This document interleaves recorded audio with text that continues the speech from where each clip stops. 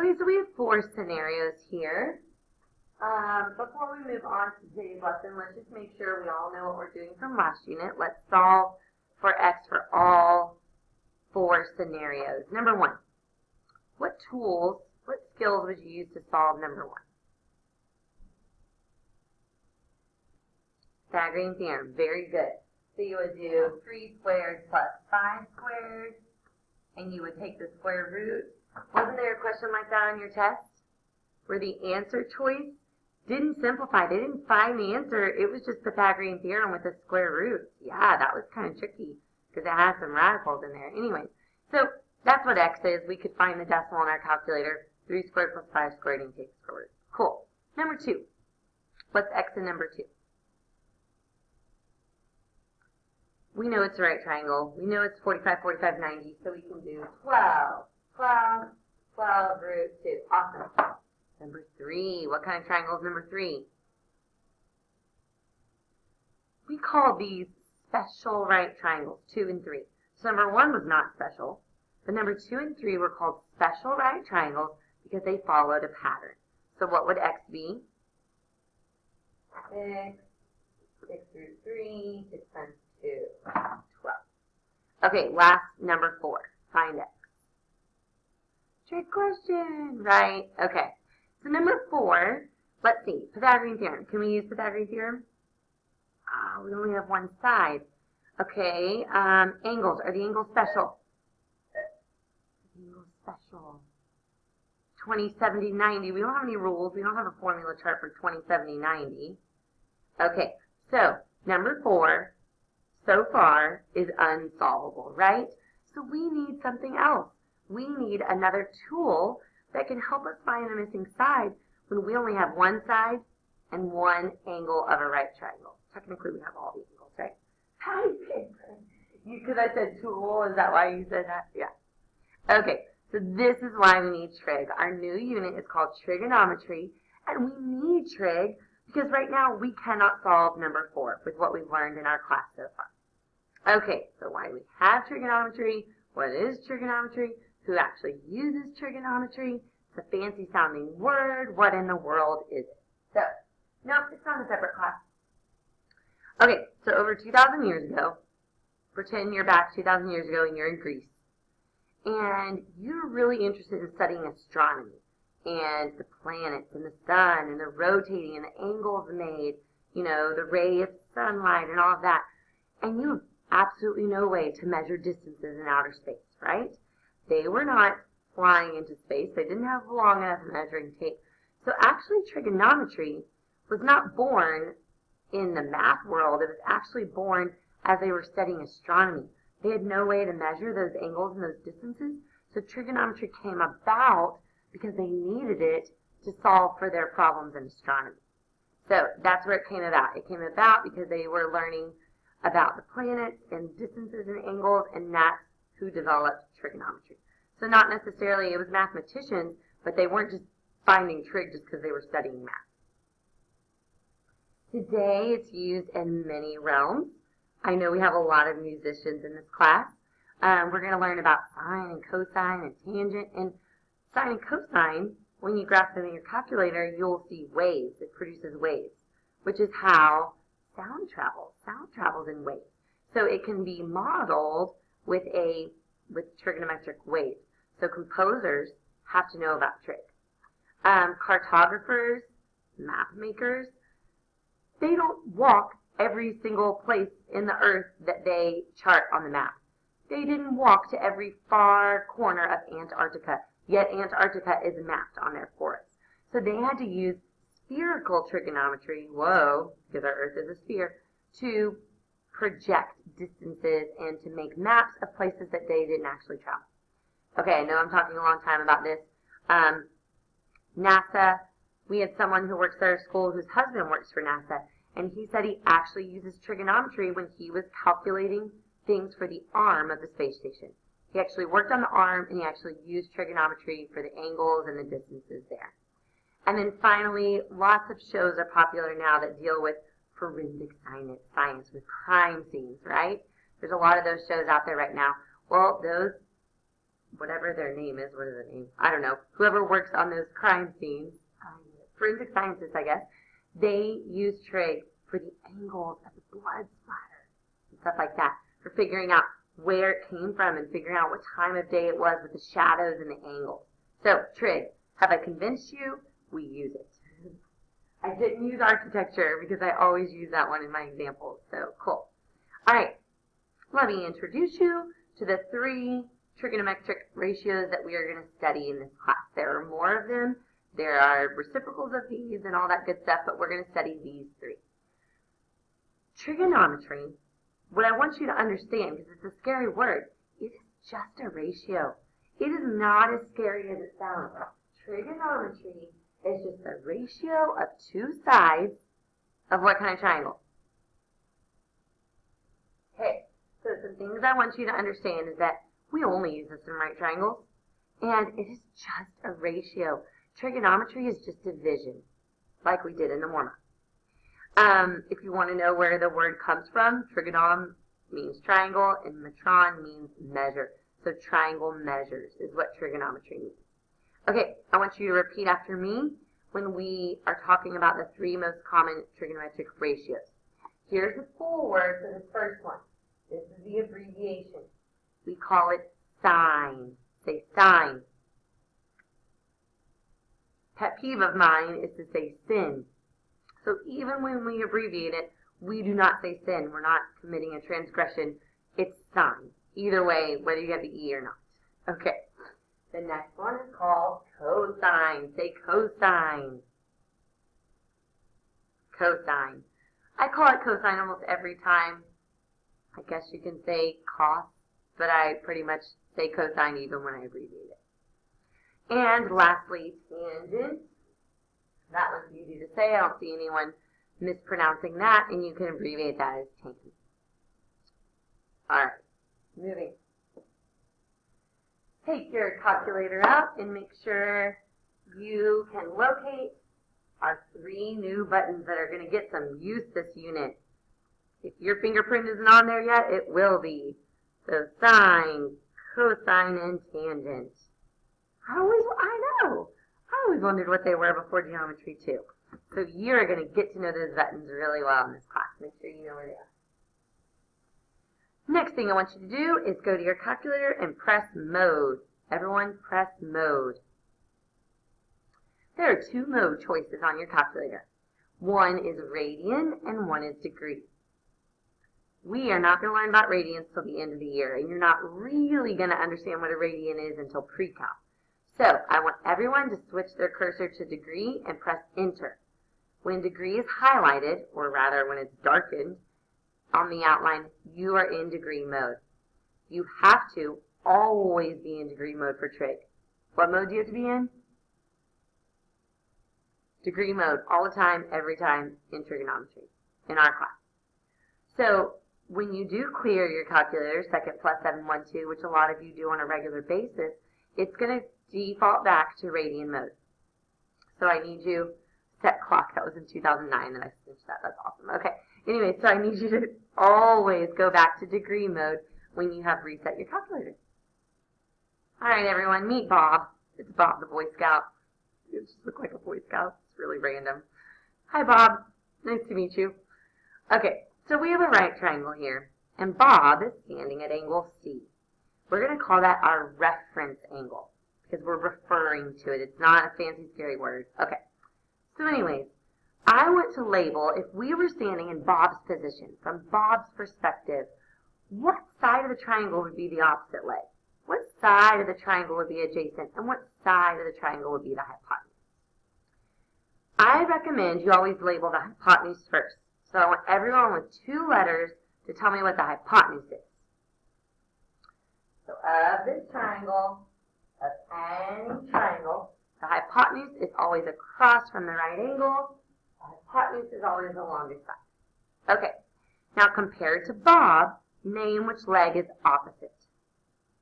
Opposite Bob. Name it with 2 letters. Okay, so this one is as far away as you can get from Bob. That leg, AB, neither of those are touching Bob. None of that segment is touching him. It is opposite. It is far away from Bob. Finally, our remaining leg is adjacent. What does that word mean to you? Get back in your schema. What did adjacent mean? Two angles sharing one right? So adjacent, when we did angles, meant good and it next to. What leg is next to Bob? Notice how I'm using the word leg. Am I asking what side is next to Bob? No, because there's two sides that are next to Bob. But we never label, hypotenuse takes priority. So we never label that adjacent. I think I've talked more than I need to about this. I think y'all get it. Adjacent is the leg, not the hypotenuse, that is next to Bob. Okay, so you did good on all of these. So we got opposite, adjacent, hypotenuse. Love it. Opposite, adjacent, hypotenuse. Even here, where there was more than one triangle, you could have chosen the green triangle or the red triangle, since A is a part of both of those. A lot of you chose the red, so you did opposite, adjacent, and hypotenuse, but you could have also done the green triangle. Here, we talked about you had to draw an altitude, and that's going to be on your test, where you'll have to draw your own altitude. And then we've got opposite, adjacent, hypotenuse. And then here is the one that you can't do. And so I want to make sure students know that you cannot do trig with the right angle. You have to do it with one of the acute angles. So let's do it with angle C. So if I was doing angle C and I wanted to label opposite and hypotenuse, we just wanted to show you some where it wasn't a triangle by itself. Because you know it's not always going to be a triangle by itself. So this would be my opposite. This would be my adjacent. I'm saying adjacent and writing an H. And always across from the right angle is the hypotenuse. You can never label the hypotenuse as adjacent. So we need to be careful there. Back to the warm-up. So my goal on this slide is for you guys to understand what's happening in your calculator when you press tangent, when you press sine, when you press cosine. Because it's not as much of a mystery as you think. They're kind of scary words. But what I want to show you is that you could have calculated it yourself, except we don't need to every time. So, remember what we got for the warm-up. 0.466, 0.466. And what did we do on the warm-up? How did we get that number? We divided the height by the base, the height by the base. Let's say that in new words. Compared to 25 with opposite and adjacent and hypotenuse, what did we divide? With our new words. Ooh. So we did opposite over adjacent, opposite over adjacent, opposite over adjacent. Okay, I want everyone to go to their calculator and type tan 25. Tan 25 degrees. Tan 25, enter. And round it to the nearest thousandth. Drum roll. Whoa! So what the calculator is doing is for a 25-degree angle, no matter how big or small our triangle is, the opposite divided by the adjacent is always 0.466. So the calculator is dividing two sides of a triangle. The tangent of 25 is opposite divided by adjacent. You can do trig by hand. We're just not going to make you. Okay? So there we go. This is the answer. This is what you write in your notes today. Tangent is opposite divided by adjacent. It's just a ratio. It's just a division of two sides. Yes, Tatham, the tangent ratio is opposite over adjacent. That's a ratio. You don't need to draw the picture. Just write what the tangent ratio is in your notes. I know. So number 1 is my name. I think I was meant to be a geometry teacher, or actually meant to marry my husband because I'm Mrs. Tanton. Yeah. It's not creepy. It's meant to be. Oh, I get it. Miss Tanton. Okay, this is the breakdown, the anatomy of a trig function. Write this down in your notes. I want you to draw the picture and write the anatomy down. What are all the parts of a trig function? Where do they come from and what do we put into it? So write that down. First, we're going to have our trig function. Tangent, sine, cosine. Today it's all about tangents. Then, in parentheses, that's where our angle measure goes. That's where our angle measure always goes. That's the only thing that goes in parentheses is our angle measure. So write that down. Then we put an equal sign. This is a trig equation. I see a lot of students all the time forget the equal sign. And then there's going to be a ratio. In tangent, it's opposite over adjacent. It's opposite over adjacent. But our other trig functions will have a different ratio. So I just wrote ratio. So, trig, angle, equals, and then our ratio of our sides. So, this is an angle, and these are sides. Angle is the only thing allowed in parentheses. Sides are the only thing allowed in the ratio. When we solve this function right here, when we solve for x, look at the picture. X was a side. So when we solve for x, we will know the length of the missing side. That's how it finds segment measures. Let's start by just getting used to our ratio. We are not solving anything in this problem. I just want to make that clear. We are solving for nothing here. We're not finding anything. I just want to make sure you can write the tangent ratios. Okay, we're going to dive right into this. No need to draw this in your notes. What is the tangent of angle A? Good. Opposite over adjacent. 3/4, or I'm okay with 0.75. Now let's do B. What is the opposite divided by the adjacent if Bob is standing at angle B? 4/3, which is a repeating decimal, and you never, ever write that as a decimal. Okay, anyway. Ooh, what do you notice about these two fractions, about these two ratios? What's that fancy word? Nope, they are not opposites. There we go. They're reciprocals. That's not a coincidence. The tangent of A and the tangent of angle B will always be reciprocals every time. That's how it works in a right triangle. Okay, try this one. What's the tangent of S?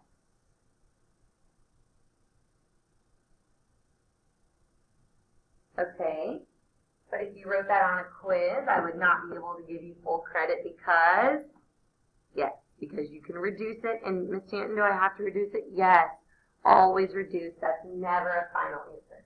So what is 30 over 16 reduced to? And now if we're savvy students, then we would not do the tangent of t. We would just write the reciprocal. 8 over 15, we know it's going to end up reducing to that. Okay. Here's where we're going to start solving for missing sides. This is what we've been working on. I want you to write all three scenarios in your notes. Go. Just write them in your notes and hang out. So first, let's just point out where x is in all of the scenarios. Where is x in scenario 1? Use a math word. Numerator is what I was looking for, but yes, it's the opposite. Very good. X is in the numerator in scenario 1. In scenario 2, it's in the denominator. And where is x in scenario 3? I'm going to add something for you. Just didn't have to be here, but x is in the trig function. I want to make the, my mouse always stays where I left it. It is in the trig function. I want to make that clear that x is part of the trig function in that last scenario. Okay, let's use our algebra skills and let's solve for x in each of these situations. Now, if you saw this in algebra, what would you think of first? What would you do to solve for x? Cross, multiply, woohoo, very good. So, we would do this. 19 times 10, 23 equals, oh, just x times 1, cool, yay. Go ahead and put that in your calculator. 19 times 10, 23. And let's round to 2 decimal places. You're welcome to type it when you're ready. 8.0, oh, shame on you. 8.07.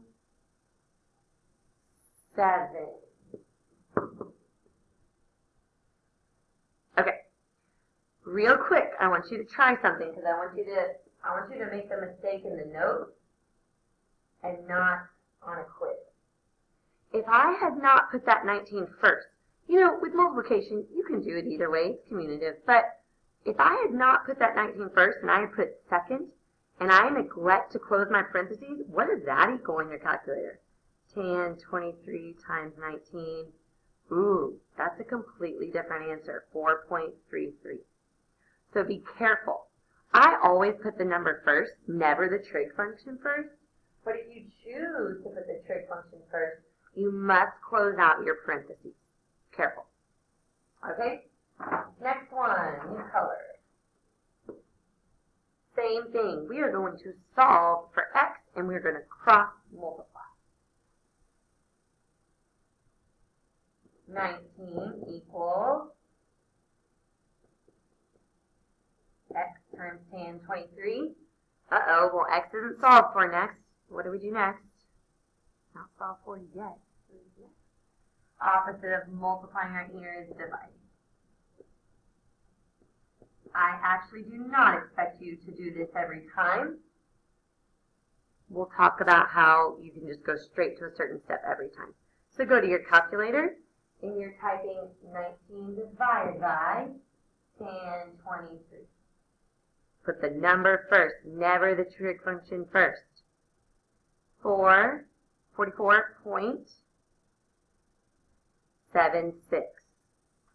Tatum, check your work.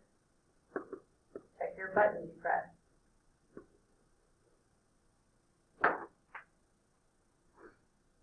What I want you to notice is, remind me, in scenario 2, where was x?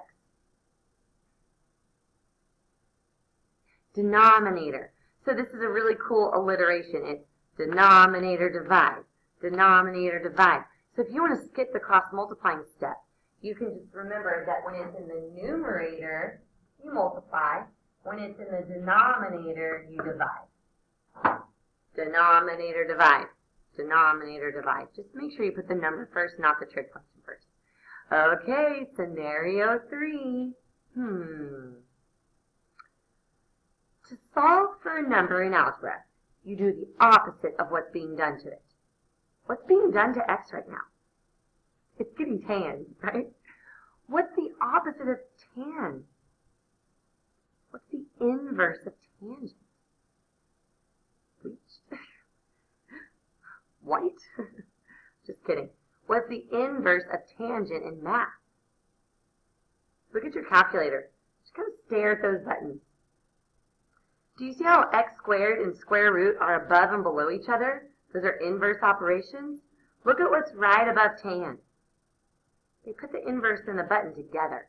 Ooh. So the opposite of taking the tangent of something is exactly that. Tan's the -1. It's called inverse tangent. Once again, you are not going to have to do this every time, but I'll show my work. I would, let's see. I would inverse tan both sides. But you don't have to do this every time, promise. When I inverse tan this side right here, the tans cancel, and I'm left with x equals, and then I've got my tan -1 of the other side. How do you get to that on your calculator? You press second tan. Second tan. And then you type 13 divided by 27. Second tan, 13 divided by 27. It's not tangent being raised to the -1. That -1 is an indicator that it's an inverse. Okay, what did you get? This is an angle, so I actually want you to round it to a whole number.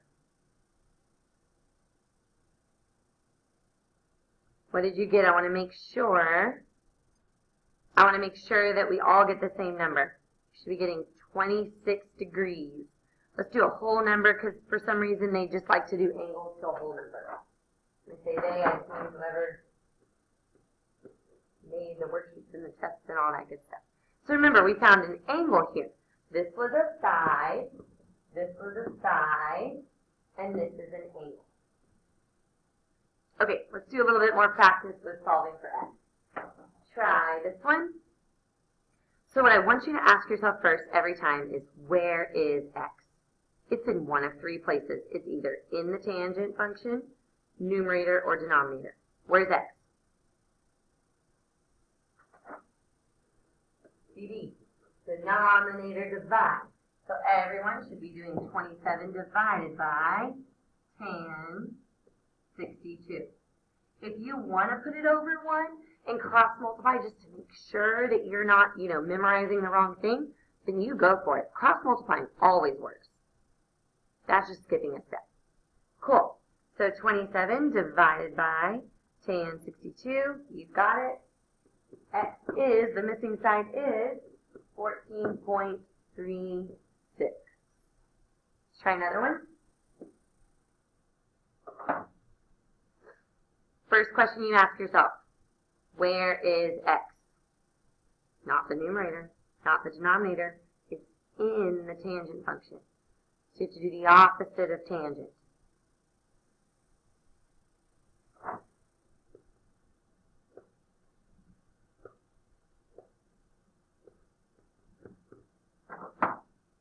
So x equals the inverse tangent of 26 divided by 12. Is this a side or an angle? Did we find a side or an angle? Look at your anatomy. Look at your anatomy of your trig function. Okay, we found an angle. Most of the time, it wants you to write the angle as a whole number. Nearest degree is what it's going to say. Nearest degree. Hear that gonna? Okay. Next one.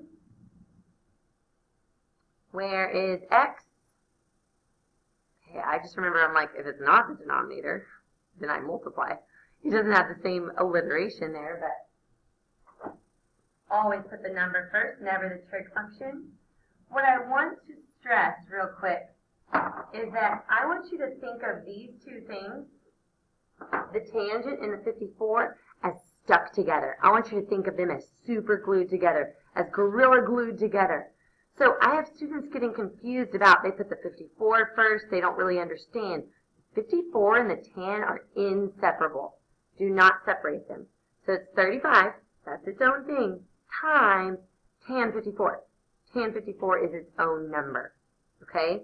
Never separate them. They're stuck like glue.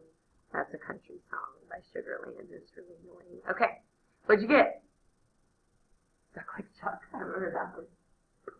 The missing side is